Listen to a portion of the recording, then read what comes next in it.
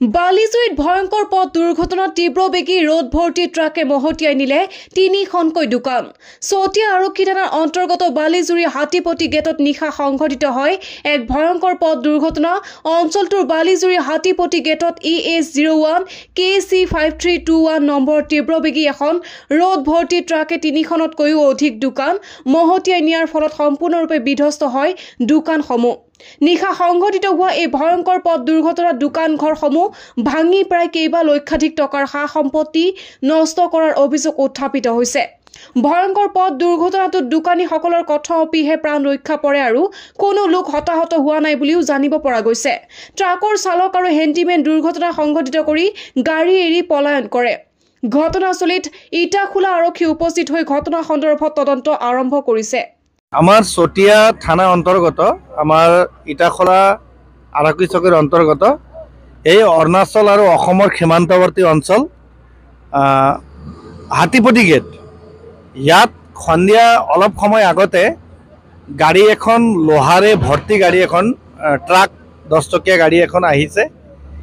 এই গাড়ীটোৱে আমাৰ ইয়াতে হাতীপতি গেট সেন্টাৰত এটা সৰুকৈ জীৱিকা উপাৰ্জনৰ কাৰণে আমাৰ ভীষ্ম ঢুঙেল ডাঙৰীয়া তেখেতে সৰু এটা দোকান দিছিলে। এই দোকানক আহি পেলাই তীব্ৰ বেগে খুন্দা মাৰিছে আৰু কথা মপি এই দোকানৰ ভিতৰত থকা যি দোকানদাৰ আছিলে তেখেতৰ জীৱনটো ৰক্ষা পৰিছে। খুব ভয়ঙ্কৰ দুৰ্ঘটনা।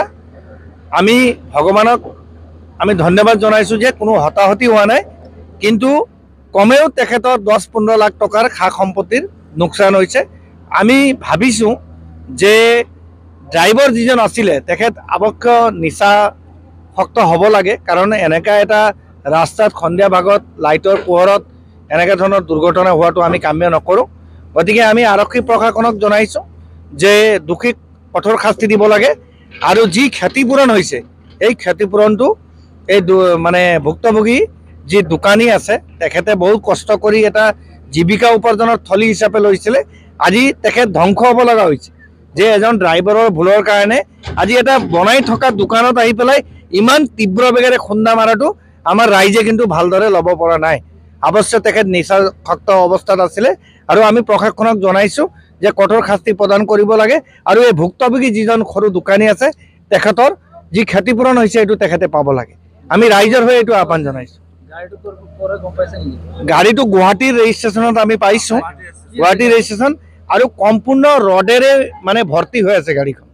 গতিকে ৰডটো ক'ৰ হয় কি হয় আমি এইবিলাক আমি চিন্তা কৰা নাই, কিন্তু এটা সাধাৰণ দোকান কৰি জীৱন যাপন কৰা ব্যক্তি এজনে আজি জীৱনটো ধ্বংস হৈছে।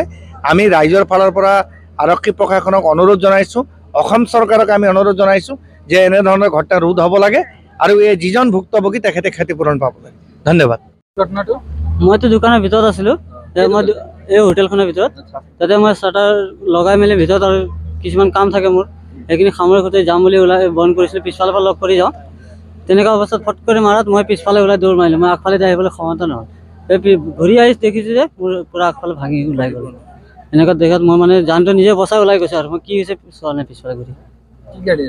এইখনতে ঘূৰি আহি বাহিৰ ফালৰ পৰা যেতিয়া আহি দেখিছোঁ তেতিয়াই গম পাইছোঁ যে পাঞ্জাৱৰী এখন আছিলে। কিমান মানৰ ক্ষয়ক্ষতি হৈছে? ক্ষতিটো এই 10-15 লাখ টকাৰ হ'ব। এতিয়া মোৰতো প্ৰায়ভাগ মইতো ভাড়াত যিখিনি বস্তু মইতো ভাড়াত চলাই আছিলোঁ, মালিকৰ বস্তু প্ৰায় খৰচ হৈ আছে আৰু মোৰ যিখিনি বস্তু অনা হৈছিলে সেইখিনি বস্তু আধা দি খৰচ হ'ল। কেইখন দোকান নষ্ট হৈছে? ইয়াত 3-4খন দোকানৰ ক্ষতি হৈছে। News desk report, daily 24।